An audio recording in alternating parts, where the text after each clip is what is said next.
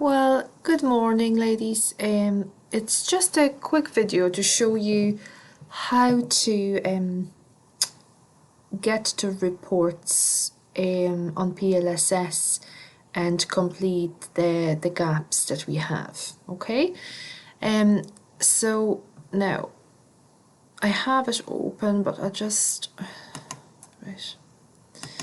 I'll go onto the main screen again.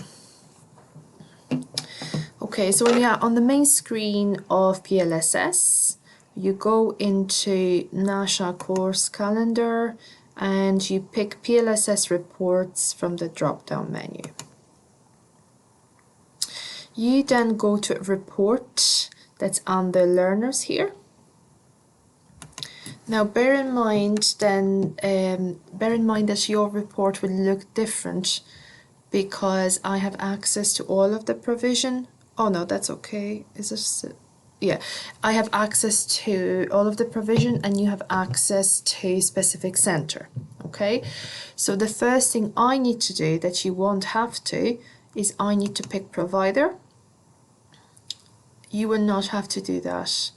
The system will just, it will be as a default.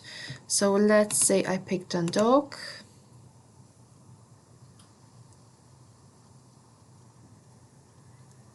Okay, and the next thing I have to pick is learner start year, because as a default the system picks 2021, so there would not be anything there yet for 2021.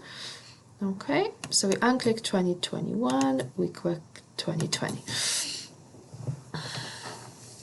Okay, and it takes a while. Those reports are a bit slow. Okay, so that will show you all of the learners that are on PLSS for 2020 for Dundalk, and it will be the same for Drogheda.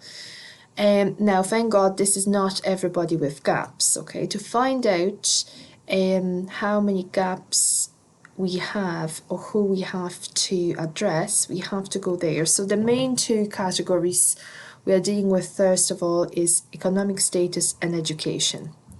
What happens generally is if somebody doesn't have information about economic status, they also don't have information about education. So you don't really have to run two separate reports. When you deal with one, you fill the information for both. So we'll do economic status.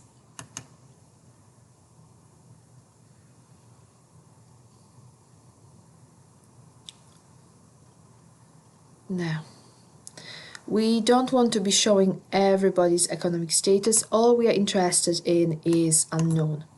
So you unclick and then you just click unknown. Okay, now this should update there. Okay, so like we said before, we have 100 of unknowns. The great thing now on PLSS that they have introduced is that you can go into the actual number. So you click on the, let's say the 49. So that's basically 49 learners that are on the system without information about economic status. But more than likely, those learners, we have no information on economic status or education. So you can do both of them at the same time. Now we can check that. So sorry, when you open that report, what report shows you is every line is a person. Because of GDPR, there can be no names on it, okay? So that's one person, that's a second person. Then you have information about the course they are on, the course start, the course finish date there. Okay. Now we scroll down, and when you will see that is, you see that, so education is unknown and economic status is unknown. So in most cases in that report, those people will have gaps in two. So when you complete that, the education report should be more or less empty.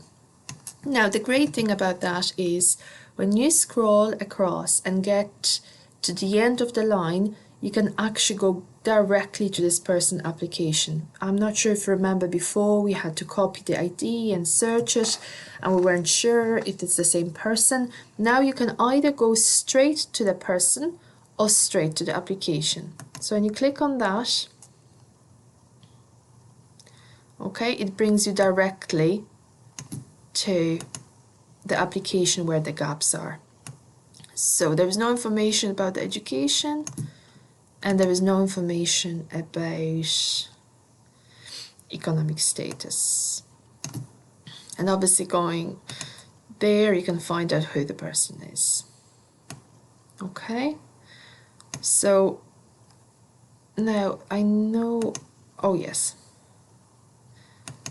just be careful. Then it basically opens in a separate tab, which is great. So when you close that off, when you are finished with the person A, you can just close it off and you are back into your original report.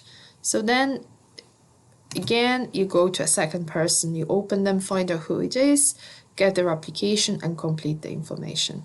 Look, let me know if that's okay. If you can't access it or if you have any issues, just email me. Bye.